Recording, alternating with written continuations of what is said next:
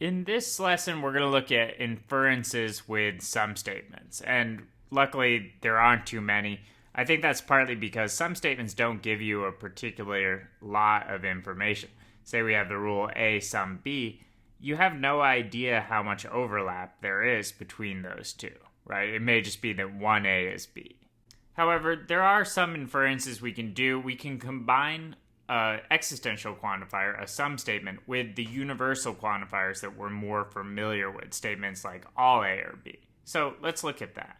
Here we have an existential quantifier statement right here, A sum B, sum A or B, or sum B or A, however you want to say it.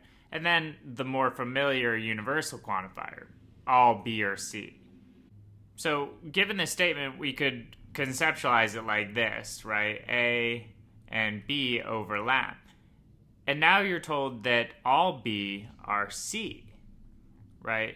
Sorry for the incredibly ugly circles here. Say you're told that all B are C, which you could visualize like this, right? Now, all B fit within C. If it's a B, it's a C. Well, in this case, clearly here, there's some overlap now between A and C. So, given these two rules up here, you can now fairly infer that sum A are C, right? A sum C. That's, we did that really quickly, but using the Venn diagram, I think it comes together to demonstrate that there has to be overlap between the two. So given these two statements up here, we can pull out this additional inference down here. And we refer to that as a combination inference because it's a combination of a quantifier statement and another quantifier statement. In this case, existential quantifier, a sum statement, and a universal quantifier.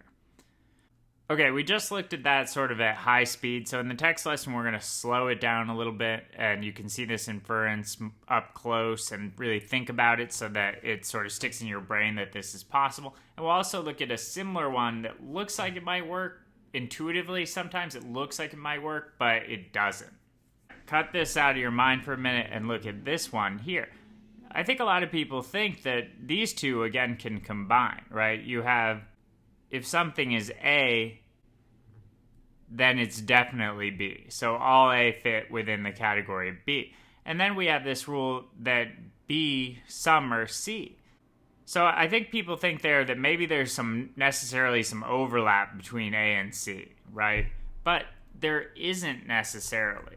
The diagram might instead look at like this, and the A that are B are different than the B that are C.